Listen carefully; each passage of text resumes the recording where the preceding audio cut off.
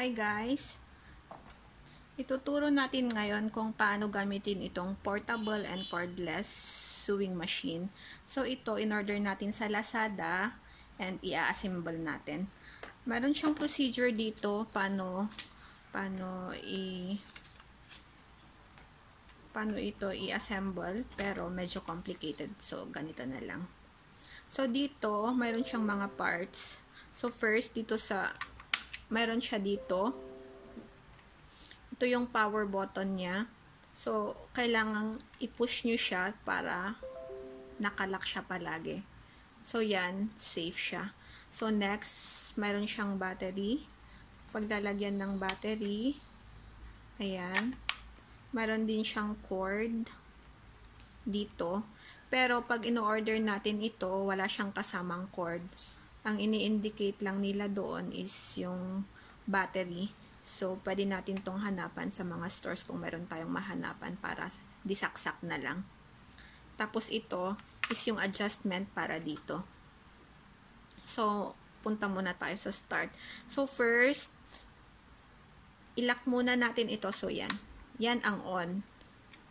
I-push mo yan para lock. So, after that, ilagay natin yung battery niya. So, ang battery dito is AA. So, 4 pieces ang kailangan. Ito. Ang paglagay ng battery, pansin nyo, may mga rings doon sa loob. So, hanapin nyo yung battery kasi may nakasulat dito, positive, negative, negative, positive. So, for example, itong battery na to, AA, pansin nyo may positive and negative. So, since nakalagay doon is negative, yung negative din ang nakataas. Ganyan. So, kunin natin yung iba. Doon is positive. So, positive, nakataas siya. So, tingnan nyo, hindi siya pareho. Kahit pare-parehong string sa baba. So, doon, negative, negative, and then positive doon, so positive naman yun. So, ganyan siya. After that, ilock natin. So, pwede na to.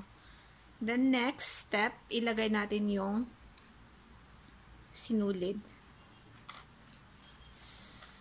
So, meron na silang ibibigay na sinulid. Ito, together with yung sa housing. Tapos, mayroong dalawang klase. Mas mahaba at mas maliit. So, gamitin lang muna natin yung maliit. So, ilagay lang natin sa loob.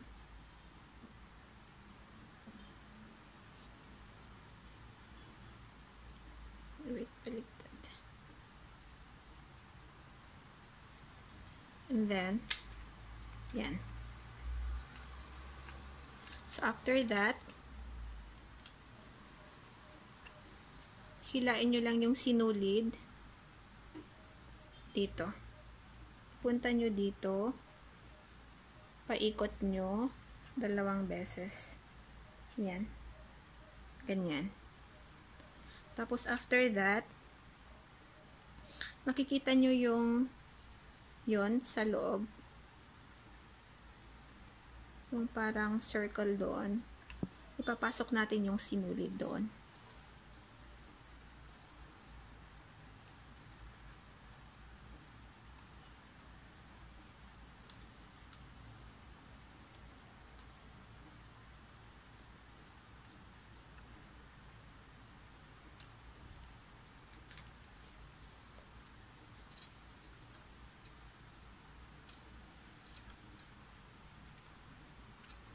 So, after nating napasok doon, hilain lang natin, then ready to insert sa needle. So, mayroon tayong ganito, parang pin. Pansin nyo, yan, ginagamit yan panghila sa needle para madaling makuha yung thread or yung sinulid sa needle. So, ganyan.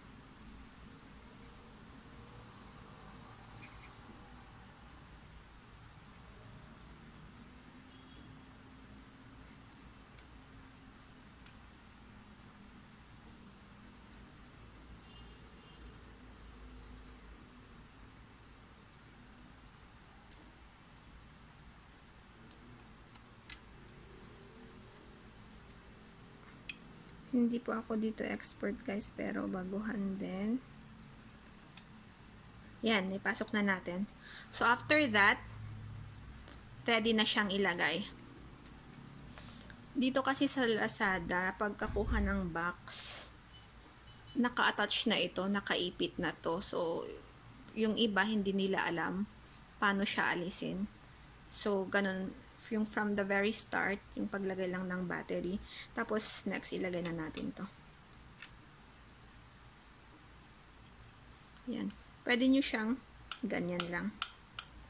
So, guys, bali ito, ang gamit nito, yan, pansin nyo.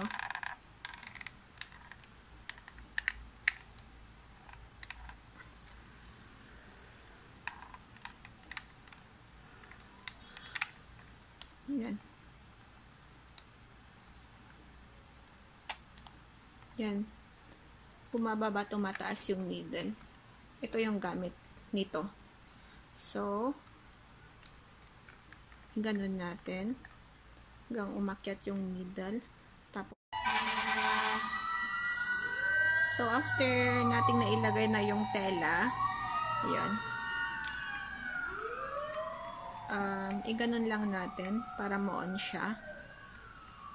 So, bale, ganyan ang off para hindi natin mapindot ito. So, ang pag-on, ganyan lang. Then, press.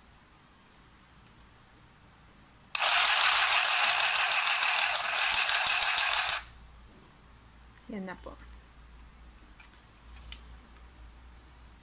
Ganito po siya gamitin. So, ganyan po guys. Tingnan nyo yung tahi niya, maganda. Ganito yung isang side niya and then straight lang sa other side niya. So, ito, pwede natin gamitin sa paggawa ng DIY mask or sa mga punit na damit. So, yun na po. Thank you and sana may natutunan kayo dito sa pag-assemble sa portable and cordless sewing machine. So, kung saan po ito nakukuha, either sa Shopee po, sa mga online shops, Shopee or Lazada, mayroon po nito. Yan. So, ito gagamitin ko po tong magdi-DIY ng mask. So, for the next video, abangan po nyo. Thank you for watching.